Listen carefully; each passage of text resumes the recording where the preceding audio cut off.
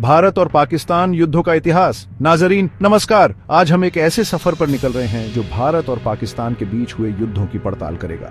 1947 में आजादी के बाद से ही दोनों देशों के रिश्ते अशांति और अविश्वास की आग में झुलसते रहे हैं। 4 युद्ध और अनगिनत झड़पें। ये सवाल आज भी खड़ा है, क्या कभी शांति संभव है?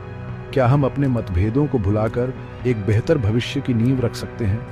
आज हम उन घटनाओं का विश्लेषण करेंगे, उन सवालों को उठाएंगे जिनके जवाब हर भारतीय ढूंढ रहा है।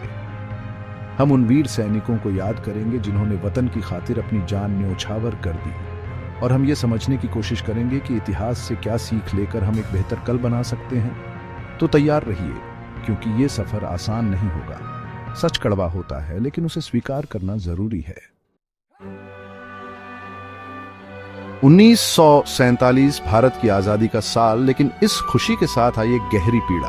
पाकिस्तान ने कश्मीर पर हमला कर दिया, जिसके शासक राजा हरि सिंह ने भारत में विलय का फैसला लिया था। यह साफ था कि पाकिस्तान अपनी हार स्वीकार नहीं कर सकता था, वो कश्मीर को हड़पना चाहता था।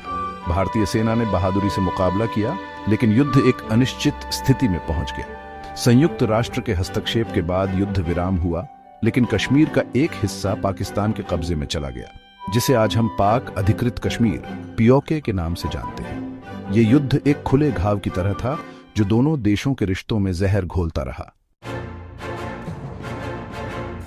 1965 में पाकिस्तान ने एक बार फिर विश्वासघात किया। ऑपरेशन जिब्राल्टर के तहत पाकिस्तानी घुसपैठियों ने कश्मीर में घुसपैठ की कोशिश की। उनका इरादा साफ था, कश्मीर पर कब्जा करना, लेकिन भारतीय सेना तैयार थी। पाकिस्तान का यह नापाक इरादा नाकाम रहा। दोनों देशों के बीच भीषण युद्ध छिड़ गया। युद्ध 22 दिनों तक चला और दोनों तरफ भारी नुकसान हुआ। आखिरकार सोवियत संघ के हस्तक्षेप के बाद ताशकंद समझौते पर हस्ताक्षर हुए और युद्ध विराम लागू हुआ। चैप्टर 3। 1971 का युद्ध सिर्फ जमीन के लिए नहीं, बल्कि मानवता के लिए लड़ा गया था। पूर्वी पाकिस्तान में पाकिस्तानी सेना के अत्याचारों और लाखों शरणार्थियों के भारत आने के बाद भारत को हस्तक्षेप करने के लिए मजबूर होना पड़ा। भारतीय सेना ने बहादुरी से लड़ाई लड़ी और पाकिस्तान को करारी शिकस्त दी। 90,000 से ज्यादा पाकिस्तानी सैनिकों ने आत्मसमर्पण किया।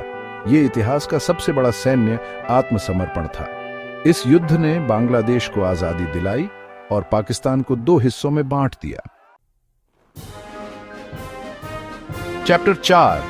1999 में पाकिस्तान ने एक बार फिर धोखे का सहारा लिया। कारगिल में ऊंचाई वाली चौकियों पर कब्जा करके पाकिस्तानी सेना और आतंकवादियों ने भारत को युद्ध के लिए उकसाया, लेकिन भारतीय सेना ने ऑपरेशन विजय के तहत दुर्गम परिस्थितियों में अदम्य साहस का परिचय दिया। एक इंच जमीन के लिए संघर्ष किया गया और आखिरकार भारत ने अपनी खोई हुई जमीन वापस हासिल कर ली। कारगिल युद्ध पाकिस्तान के लिए एक और शर्मनाक हार थी, जिसने पूरी दुनिया में उसकी निंदा की। चैप्टर 5।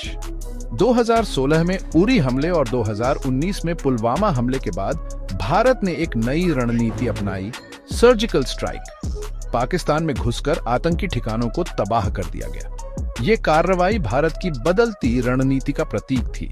अब हम आतंकवाद के खिलाफ चुप नहीं बैठेंगे, बल्कि मुंहतोड़ जवाब देंगे।